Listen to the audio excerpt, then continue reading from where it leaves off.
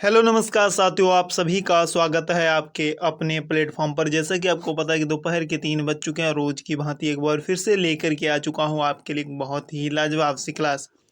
प्यारे विद्यार्थियों, जैसा कि आपको पता है कि हम लोग एसएससी जीडी 2025 को टारगेट कर रहे हैं, जिसके लिए हम लोगों ने शुरू किया 90 दिन की लक्ष्य सीरीज और उसका आज है डे नंबर 33। पिछले 32 दिन हम लोगों ने बहुत अच्छे तरीके से कंप्लीट कर लिया है। इसी के साथ सबसे पहले तो देख लेते हैं कि आज का लक्ष्य क्या था। तो आज का लक्ष्य कुछ इस प्रकार से था। रीजनिंग के 45 क्वेश्चन, हिंदी के 45 क्वेश्चन, मैथ के 45 क्वेश्चन की पीडीएफ आपको टेलीग्राम चैनल पर प्रोवाइड कराई गई थी। और साथ ही हिंदी में हम लोग टॉपिक पढ़ रहे हैं विलोम शब्द, जिसमें 250 से ज़्यादा जो है विलोम शब्द हम लोग कर चुके हैं। और उसी के साथ बता दूं आपको, इन सभी की पीडीएफ आपको एग्जाम विजय पथ ऑफिशियल टेलीग्राम चैनल पर मिल जाती है। वहीं पर बात करें जीके जीएस में, तो जीके जीएस के अंतर्गत हम लोगों ने हिस्ट्री और पॉलिटी को बहुत अच्छे तरीके से कंप्लीट किया है। वर्तमान में हम लोग पढ़ रहे हैं ज्योग्राफी, और ज्योग्राफी का ये आज एक बहुत ज़्यादा ही महत्वपूर्ण टॉपिक रहने वाला है, गंगा नदी तंत्र। तो सबसे पहले तो चलिए देख लेते हैं कि गंगा नदी तंत्र आज का है। तो इसमें एक बार आपको बता दूं कि इन क्लास की आपके नोट्स पीडीएफ सब कुछ फ्री में प्रोवाइड कराई जा रही, कोई चिंता समस्या की बात नहीं होनी चाहिए। नेक्स्ट बात कर लेते हैं साथियों, सबसे पहले तो देख लेते हैं बेसिक जानकारी क्या है, फिर उसके बाद में जो है मैप से पूरी चीज़ें समझने का प्रयास करेंगे।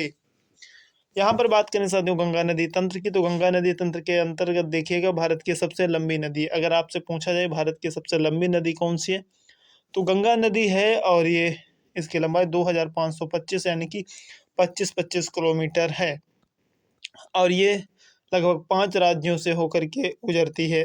वहीं पर बात करें उत्तराखंड, उत्तर प्रदेश, बिहार, झारखंड और पश्चिम बंगाल होते हुए ये जो है अपना प्रवाह बनाती है। वहीं पर बात करें उत्तराखंड में 450 किलोमीटर, उत्तर प्रदेश में 1000 किलोमीटर, 405 किलोमीटर बिहार में, 40 किलोमीटर झारखंड में और 520 किलोमीटर पश्चिम बंगाल में। यहाँ से आपसे एक बात पूछ सकता है कि सबसे ज़्यादा गंगा नदी कौन से राज्य में बहती है, तो उत्तर प्रदेश में, और सबसे कम पूछा जाए तो झारखंड में, ध्यान रखेंगे। वहीं पर बात करें साथियों, ये उत्तर प्रदेश और बिहार की जो सीमा है वहाँ पर 110 किलोमीटर की सीमा तय करती है। ये बात भी आप विशेष रूप से ध्यान रखिएगा। चलिए बात कर लेते हैं आगे कुछ और जानकारी के बारे में। तो यहाँ पर देखिएगा कि उद्गम स्थल की बात करें तो ये गंगनोत्री हिमनद या ग्लेशियर इंग्लिश में बोलते हैं, तो हिमालय के गंगनोत्री हिमनद से ये निकलती है। वहीं पर बात करें संगम की, तो बंगाल की खाड़ी में गिर जाती है और बंगाल में इसे पद्मा के भी नाम से जाना जाता है। इसी के साथ बात करें इसकी कुछ प्रमुख सहायक नदियों की, तो यमुना, घाघरा, गंडक, कोसी, गोमती, रामगंगा, महानंदा आज इसकी प्रमुख सहायक नदियां हैं। चलिए अब आगे देख लेते हैं मैप की सहायता से कि किस तरीके से चीज़ें जो है शुरू होते हैं। सबसे पहले तो शुरुआत करते हैं हम लोग पंचप्रयाग से, क्योंकि पंचप्रयाग से भी क्वेश्चन पूछा जाता है। सबसे पहले बात करें साथियों, यहाँ पर देख लीजिएगा कि यहाँ से जो इधर से आपकी आती है धौली गंगा।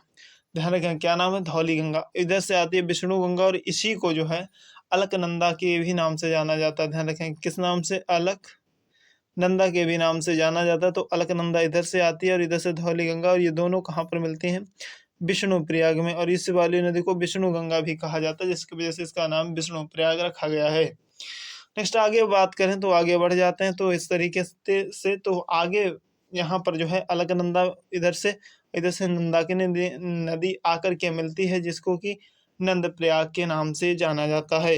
नेक्स्ट बात करें साथियों आगे,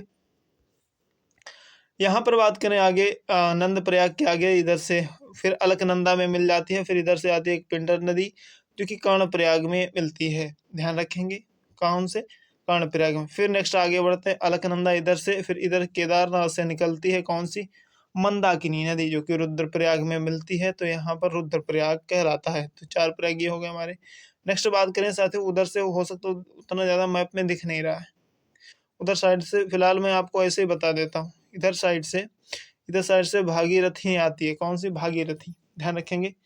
और भागीरथी जो है ये कहाँ से निकलती है, ये गंगोत्री ग्लेशियर से। कहाँ से, गंगोत्री ग्लेशियर से। भागीरथी इसका पहले नाम होता है, जब ये देव प्रयाग में आती है तब इसका नाम गंगा पड़ता है। इधर से अलकनंदा आकर के मिलती है, तो कहाँ पर, देव प्रयाग में। ध्यान रखिएगा। देव प्रयाग में आने के बाद ये बिजनौर से जो है उत्तर प्रदेश में एंट्री मारती है और इस तरीके से आगे की ओर बढ़ती है। वहीं पर साथियों बात कर लें हम लोग कुछ इस तरीके से, जब बिजनौर में आगे बढ़ती है तो यहाँ से आते हुए कुछ गंगा, यहाँ पर इधर से इससे रामगंगा मिलती है। रामगंगा ये यहाँ पर नहीं, थोड़ा सा गलती हो गई, ये गलत हो गया, यहाँ से इसे साफ कर देंगे हम लोग थोड़ा सा, 1 मिनट रुक जाइएगा, इसे हटा दो, ये यहाँ पर गलत आ गया। ठीक, चलिए नेक्स्ट बात करें साथियों, कहाँ पर हम लोग बात कर रहे थे, ध्यान दीजिएगा। यहाँ से ये गंगा नदी निकलते हुए कन्नौज होते हुए गंगा प्रयागराज, गाजीपुर, छपरा, पटना, कटिहार होते हुए फिर ये फरक्का में 2 जगह बट जाती है, हुगली नदी और पद्मावत। तो इस तरीके से पद्मा नदी, पद्मावत मुँह से निकल गया, सॉरी उसके लिए। तो यहाँ से ध्यान रखेंगे। नेक्स्ट यहाँ से बात कर लेते हैं इसकी प्रमुख सहायक नदी। तो इस तरीके से कुछ गंगा नदी जो लगभग 2525 किलोमीटर की दूरी तय करती है। वहीं पर साथियों बात करें नेक्स्ट इधर साइड से, देख लीजिएगा थोड़ा सा। सबसे पहले तो रामगंगा की बात कर लें, इधर से थोड़ा दिखेगा। दोधा टोली पहाड़ी उत्तराखंड से निकलती है रामगंगा, जो कि इधर से इस तरीके से आते हुई जो है कन्नौज में मिल जाती है। कहाँ पर ध्यान रखेंगे, कन्नौज में जो है गंगा नदी से कौन सी नदी मिलती है, रामगंगा। वहीं पर नेक्स्ट बात कर लेते हैं साथियों, यहाँ से फुलहर झील पीलीभीत से निकलती है, ये कौन सी नदी, गोमती नदी है। कौन से, ध्यान रखें, गोमती नदी है, जो कि यहाँ से निकलते हुई और लखनऊ होते हुए फिर इधर से गाजीपुर में मिल जाती है आके। वहीं पर बात करें साथियों, इसके बाद नेक्स्ट बात करें मापचुंग, यहाँ से थोड़ा सा नीचे हटा लीजिए। चलिए अब देखिए, यहाँ से मापचा चुंगो ग्लेशियर से घाघरा नदी निकलती है और ये बिहार के छपरा जिले में गंगा नदी में मिलती है। घाघरा को सरयू के नाम से भी जाना जाता है, इस बात को भी आप ध्यान रखिएगा। फिर इधर साइड से बात कर लेते हैं साथियों हम लोग, इधर से आती है गंडक नदी पटना में जो है गंगा नदी से मिलते हैं। फिर इधर से आते कोसी नदी, और कोसी को ही बिहार का शोक कहा जाता है, जो कि कहाँ पर, कटिहार में गंगा नदी में मिल जाती है। यहीं पर दार्जिलिंग की पहाड़ियों से निकलती है महानंदा, जो कि बिहार में ही जो है गंगा नदी के साथ मिल जाती है। तो ये कुछ उत्तर से दक्षिण की ओर आने वाली गंगा की सहायक नदियां हैं, जो कि मोस्ट इंपोर्टेंट हैं।